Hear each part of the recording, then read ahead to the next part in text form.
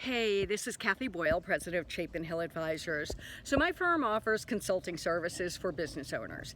For startups, we act as a business strategist, not a coach. I don't do weekly calls, bi-weekly calls. I don't follow up and see who you called, who you didn't call, whether you're having trouble getting in. I don't deal with your profitability. What I do is run the numbers and see whether or not you're on track to do the kind of business you should be doing. Sometimes people get stuck. I have one particular company that's only doing $2 million in revenue, and I almost died. I thought they were a $5 million company, and they should be a $10 million company. So they need to up their ante. They need to go after $250,000 plus projects, and not these little $50,000, $100,000 projects. It takes a lot longer to hit $10 million with 100 than 250 or 500, and it's usually the same work. They told us that when we were starting in the brokerage business. Deal with $5 million as opposed to 500,000. The trades are the same, and you get paid a lot more on the 5 million. Now we've all shifted to fee, and certainly that's true. A $500,000 client, well, it sounds like a lot of money. It's not. And that person, if you lose 10% for them, can completely freak out. And unfortunately, on that side of the business, they can also sue you. In 5 million, they've been through ups and downs unless they just recently inherited or walked into this money. So they know that the market goes up and down. They know that no advisor is infallible.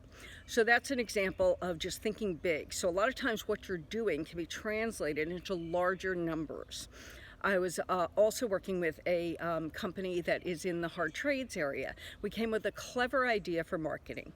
Another thing that I do, and I'm going to be doing a podcast on this shortly with the Unstoppable CEO, Steve Gordon, is how do you develop a pipeline of bigger and better clients?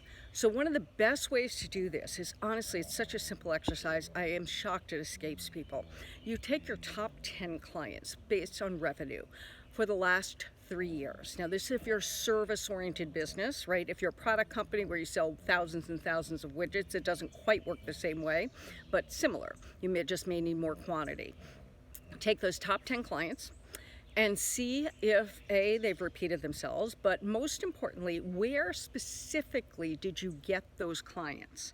So if you got them from networking, what kind of event? If you got them a referral, was it a client? Was it a trusted advisor?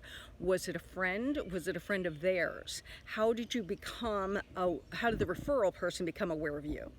Was it on the internet? Was it social media marketing?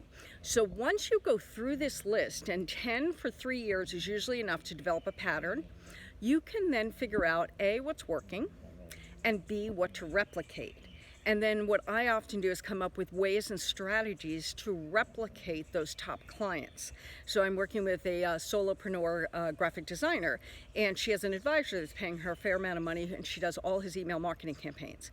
Well, he's upstate New York, and very many advisors often go to annual conferences, and they become friends with people in other parts of the country. So very often advisors will not share resources on what's working with their competitors in a nearby area, a geographic zone that's close to them, because highly competitive space, a lot of transition between clients. No one is ever really 100% happy with their money. So that's why there are so many advisors, so much money moving all the time. But they will happily share with a completely different geographic area. So for instance, I have friends that when I first got in the business from Rolla, Missouri, and from Allentown, Pennsylvania. Both of them, each of them have completely different strategies and styles than I do. And they're so far away from me and geographically diverse that they don't compete with me. So I'm happy to share resources with them and say, hey, if you're doing email marketing, this gal's great. So I suggest you should reach out and do that. Another resource she was getting was a marketing firm that actually gets a % of what she ends up closing. So I suggest that she rekindle that relationship and strategize about what works for them. So think about your lead pipeline, think about what works for the last 3 years, and sit down and do this exercise. It honestly takes less than an hour to do, and you'll be shocked at what it tells you.